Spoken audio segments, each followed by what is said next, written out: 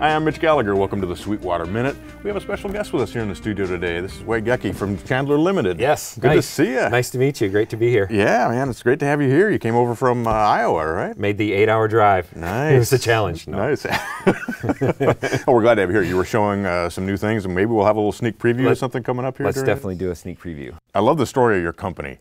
Basically starting out in a closet. Tell us about those early years. Okay. Early years, I lived in North Hollywood with some friends, and I was playing music, and I had a bunch of studio equipment, and was building things for that studio, and I had a job fixing things, you know, pro audio stuff. Okay. So I would do that during the day, and at night I would come home and work on, you know, what would eventually become like the TG1 and stuff until I couldn't stay awake, and then repeat. You know, I did that for years, and Right. yeah. So I had. I got the master bedroom of the house, and it had a big walk-in closet, and I had a bench pushed up against one side, and an oscilloscope and my wall of parts on the other side, and I was starting to build like what was our LTD 1 and 2. I had started years before doing the TG1s, and it was before I really knew much about stuff, but I got the old copper-clad circuit boards, and I drew the traces in by hand with an etch resist pen, and I dunked them in acid myself, and then drilled all the holes by hand. And that was the start of the TG1, you know, way back then. Yeah, fun memories, I gotta say. No doubt, no doubt. Or how did you get your electronics background? I'm I guess, Rupert Neve self-taught school. Yeah? You know, I thought I was a musician, which a lot of us do. It's, you know, Sure, yeah. sorry to say it like that, but, you know, I loved music, and that's what got me into this. I got a 4-track when I was in junior high, my folks. I somehow talked them into getting me this, you know, it was like $500 even back then or something, Right. you know, in the 80s. And so I was recording since I was in 8th grade and writing music and listening. Part of what got me into this was all the old records my folks played. I remember Hard Day's Night on their old record player, and, you know, the reverbs coming off those things, and, you know, the sound of Karen Carpenter's voice and, Right. and the reverb on it, and things like that. Simon and Garfunkel and Bread, you know, all those kind of things. And I think I always had an affinity for those interesting kind of sounds since I was the littlest kid. I still remember them. Really, it just that turned into the studio starting back then, and the liking the gadgets and starting to take things apart. I went out to LA to play music, but I was pretty far along with the studio stuff at that time. I just got more and more into building and more into like wiring my studio, and why is this humming, and, you know, all the intricacies of it. Designing, you know, laying out my own patch bays and starting to build my own like old vintage modules then, because I couldn't afford anything. You know, my folks were lucky enough to help me with quite a bit of stuff, but the only stuff I really got was because of them. Like the first pair of EMI limiters I found was it was like $1,800 back then. It was in the early 90s. Right. And I was like, Mom, I need this. You know, and she luckily, you know, probably talked to Dad, and they were like, well, you know, he's probably not going to go to college, so let's help him with some of these things. We believe in him. We're not quite sure what he's doing, but he's our son, and we believe in him. And because of that is really why I got to get far along, you know. Right, right. They bought me test equipment. They bought me some of these prime pieces of gear that now have influenced our whole product line, you know, the Abbey Road thing. Right. Because when I heard that, I was like, oh my gosh, this is something I've never heard before, other than like the sound of some of the old records, but I don't know of any hardware piece that sounds like a TG1, you know. Right. And I was like, I'm gonna have to make some of these someday. And that's when I started doing the hand etching and, you know, trying to figure out all the circuits and all that. Right. And so yeah, it was just trial and error and hours and hours and hours and hours, you know, experimenting, reading, testing in studio and listening. And it's just kind of a mixture of loving equipment, loving music, loving the studio, and it just kind of all coming together. That's an awesome tribute to your parents. Yeah, That's I pretty owe cool. them. I gave them part of the company. Oh, there you go. That's good. That's trying pretty to pay cool. them Paid it back. back. Yeah, that's awesome. So you moved the company then back to Iowa. Why did you make that move? Again, it comes back to my parents partly. I needed some help. We were getting going. I didn't have a lot of money. We'd just kind of started the company. I was living in LA, and space was just impossible.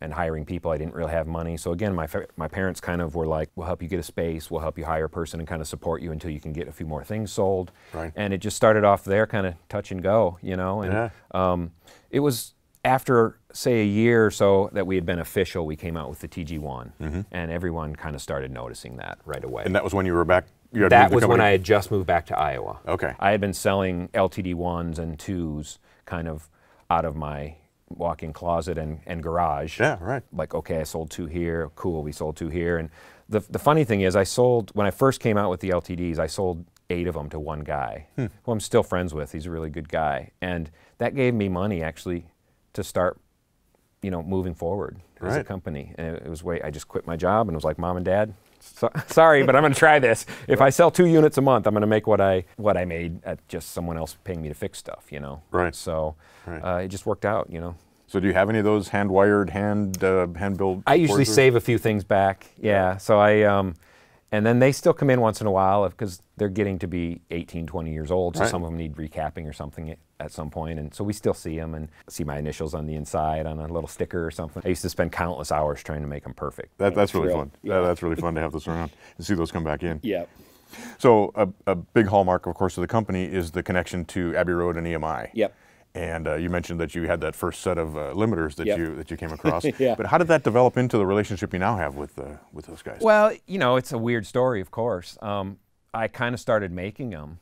I didn't ask anyone, well, you think I can make these without getting in trouble? Or, I didn't know to ask that. I just started making them. And dumb enough, I put EMI on there because I thought, oh, that logo's cool. I didn't know any different. And we started getting a few out there, and EMI owned Olympic Studios at the time, which is now closed down, unfortunately.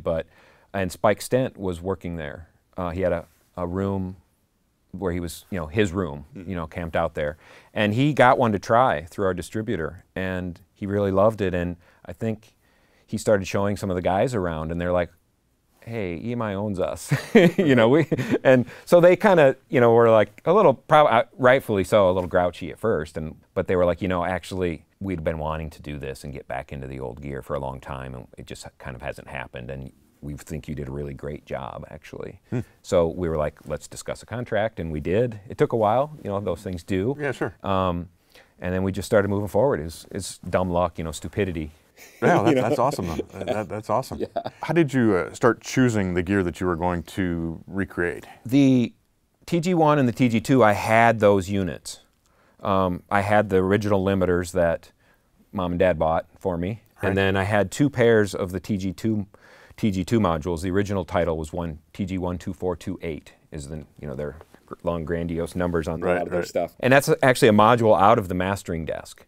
But it's like with a lot of old equipment where it's building blocks and they're all the same throughout the product range, So I picked that one because it had a specific thing it did to the frequency response, where it has just a slight high frequency bump, just very slight. That makes it sound a little more open, but it still has the depth and the Class A fullness to it. Right. So that's why I picked that specific one. And so we moved forward with that. That went even better than the TG1, I think, because TG1 is a complicated unit to make.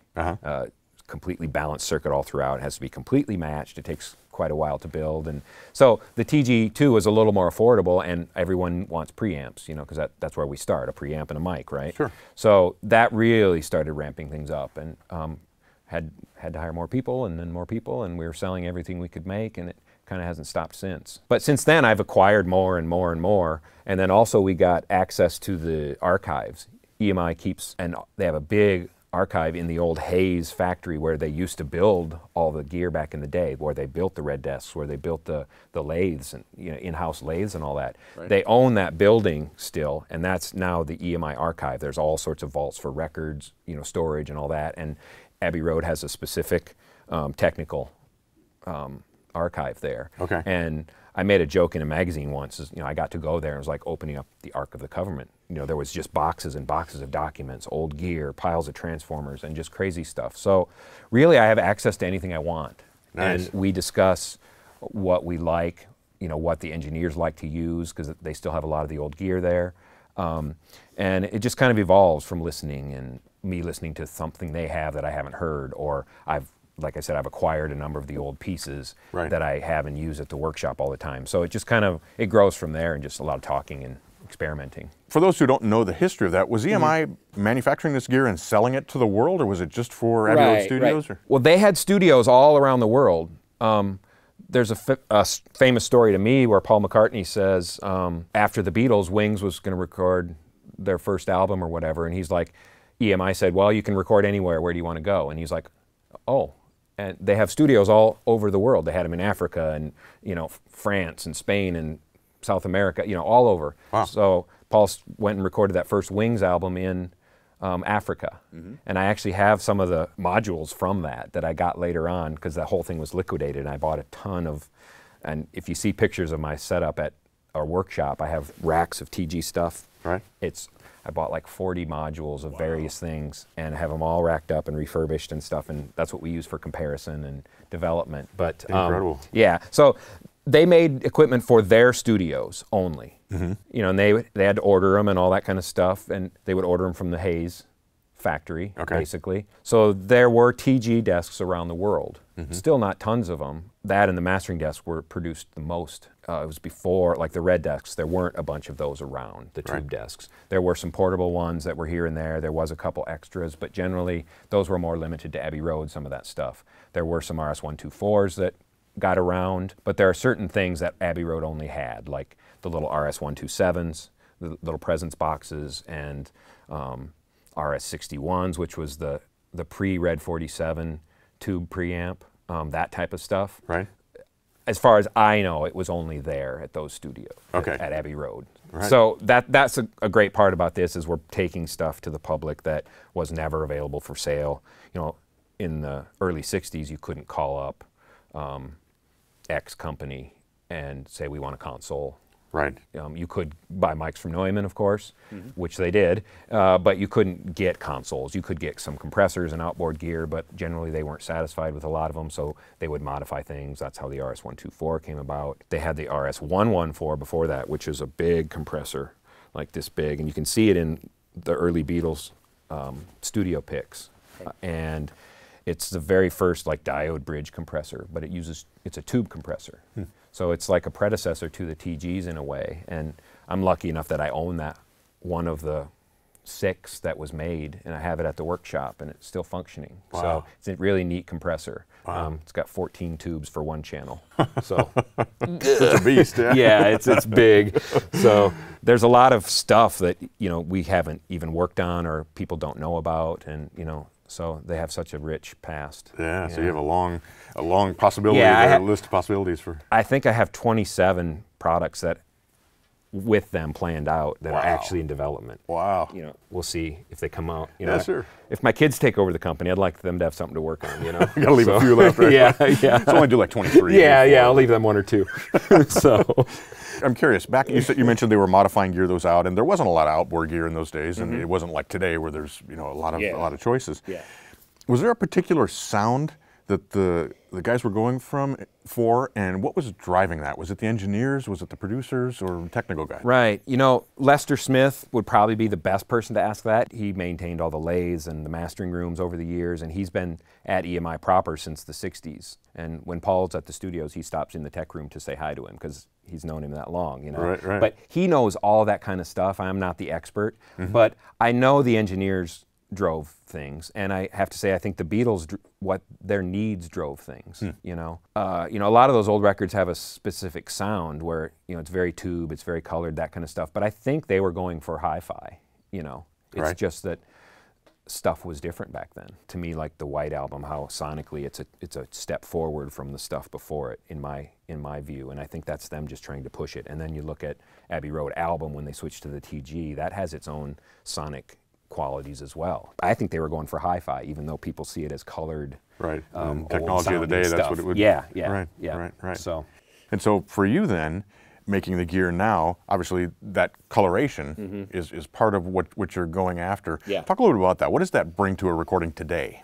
well, you know, with digital, I say this a lot, is I don't think you can have too much color now because of digital, because tape machines added so much gugh to it, you know, in a whatever, but however you explain it. I like that. And then you think of the extended signal paths with some of the consoles, how they got so huge. You know, you add that up with the tape machines and then inserting gear on the mixes, and the signal paths were just dense and long. Our signal paths, to me, nowadays are very short.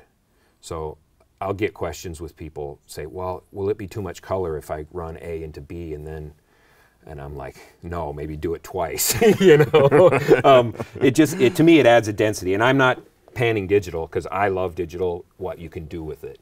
I wasn't actually a huge fan of tape machines myself, maintenance and all that, and I didn't like how it actually changed my sound over playbacks. My sound changed, you know? Right. So I like digital in that regard and the manipulation you can do. But I think the perfect match is a tube mic with going into a digital thing or something. I mean, it's the best of everything, you know?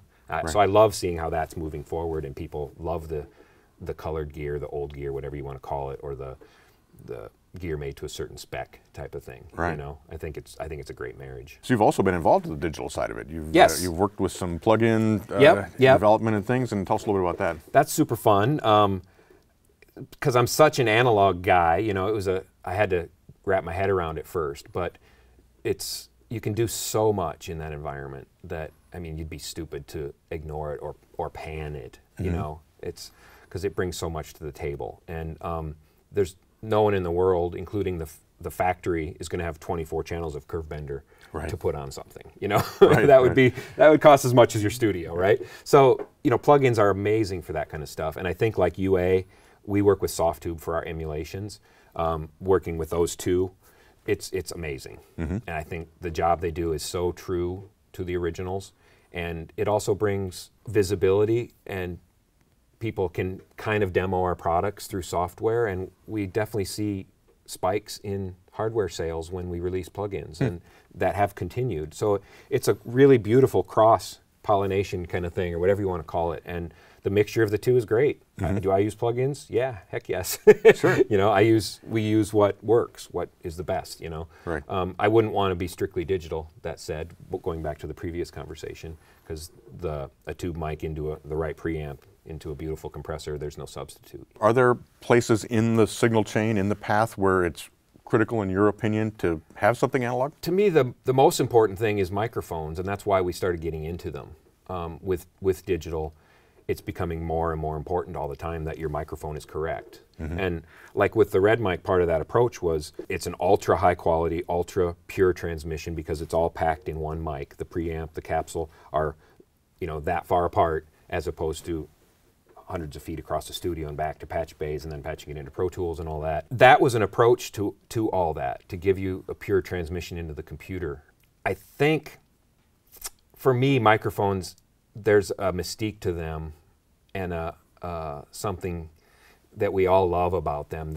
Microphones are special when done the right way, you know, and there are so many intricacies to them, so many layers of how the sound changes. You breathe on a microphone and it's going to sound different, you know, like I'm talking design-wise, you know.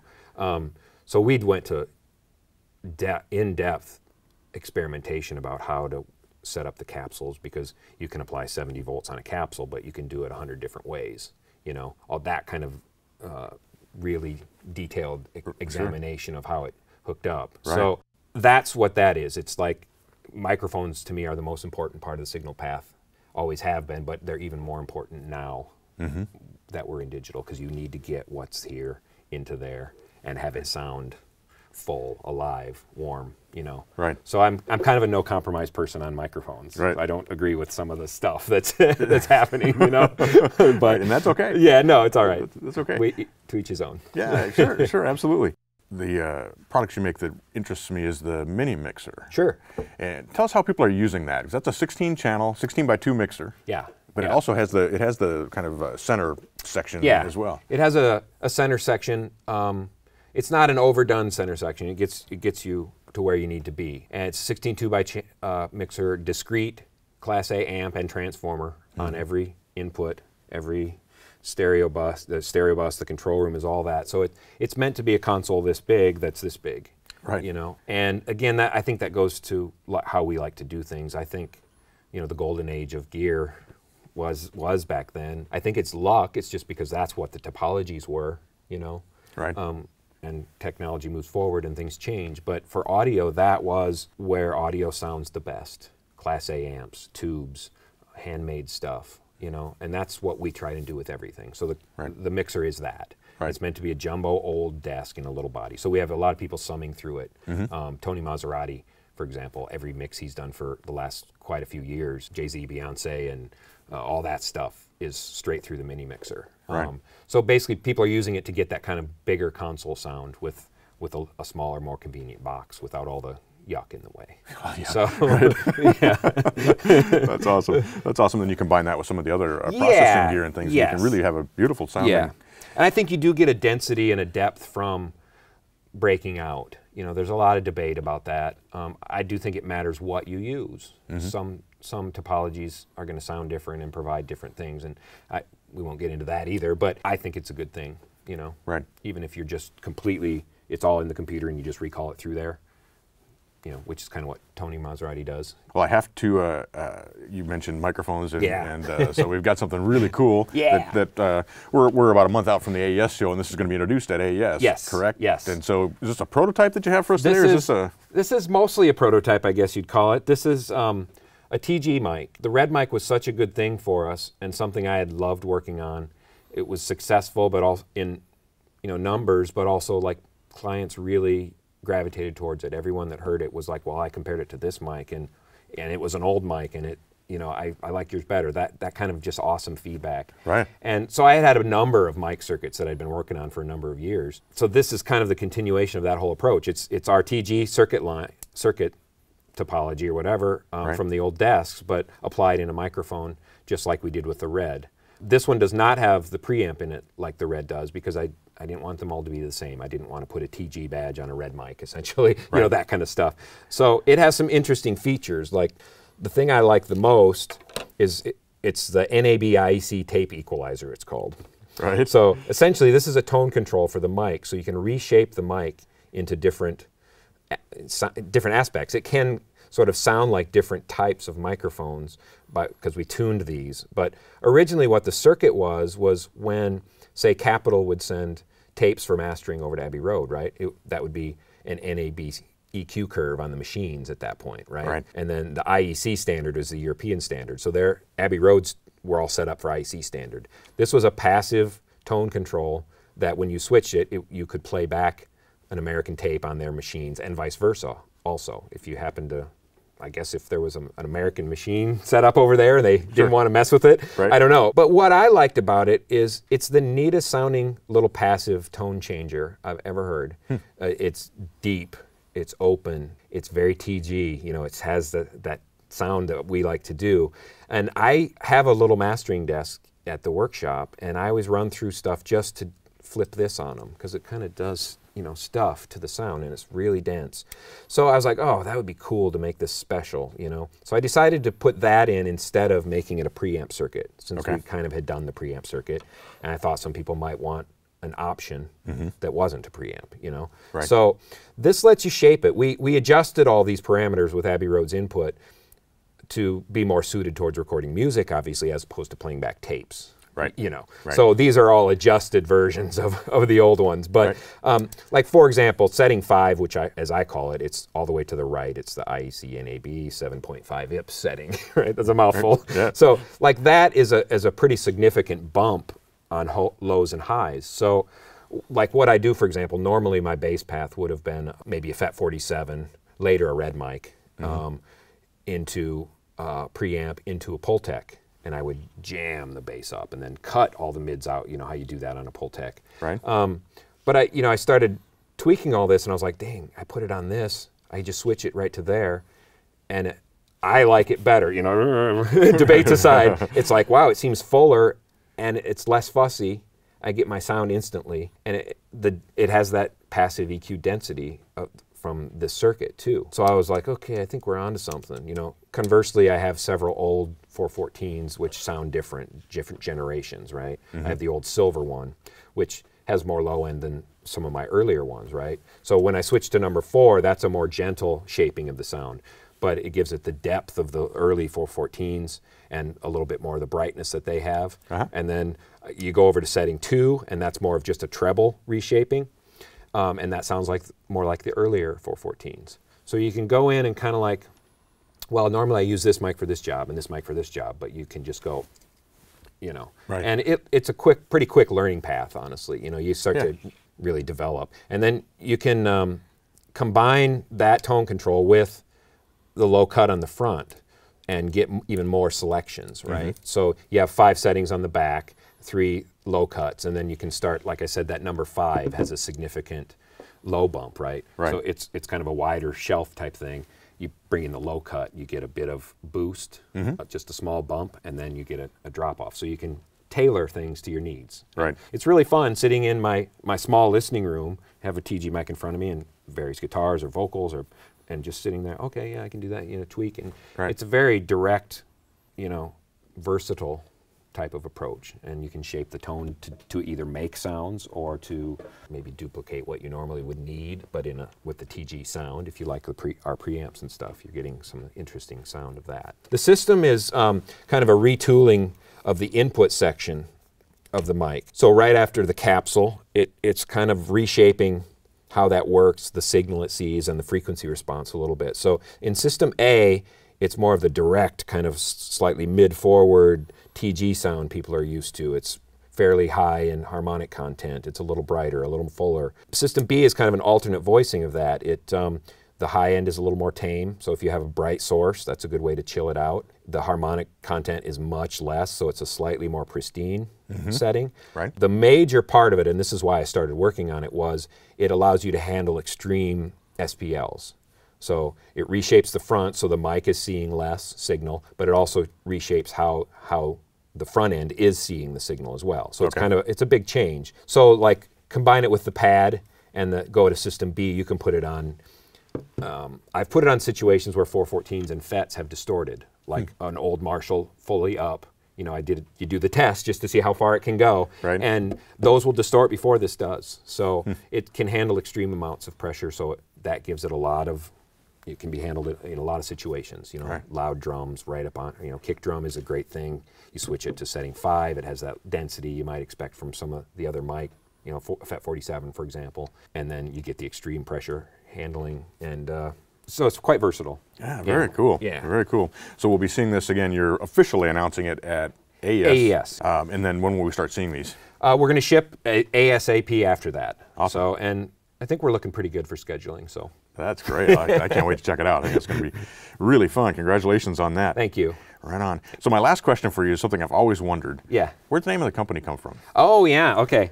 Well, it's my middle name. Okay. But my son was born, and we started the official starting of the company, the legal starting of the company, and naming it like that at the same time. So my dad was like, Chandler Limited, it sounds English, you're starting on this English stuff with Abbey Road. I had already decided to name my son Chandler, and Dad was like, well, you should maybe call the company Chandler Limited. It sounds very English and proper. Yeah, right. So yeah, it's kind of named after my son, I guess, that's and great. a little bit after my middle name. But that's awesome. Yeah, the family business. Yeah, that's so cool. My second son is like, Dad, you didn't name me Limited. what do I get? Yeah. what do I got here? So the GAV-19, our guitar amp, that's my attempt at helping that, because his name is Gavin. Okay. So it's his initials on great. the start of that. So That's awesome. Anyway. That's great. Great stories. Good to see you. Thanks, Wade. Thanks a bunch. I love Sweetwater and everything you guys do for us. So thank you so much. Yeah. Likewise. We're glad you're here, and best of luck with the new microphone. I think it's going to be amazing. Thank you. Looking forward to it. Really appreciate it. Great. Thanks for your time. Yep. And thank you for joining me for the Sweetwater Minute. I'm Mitch Gallagher.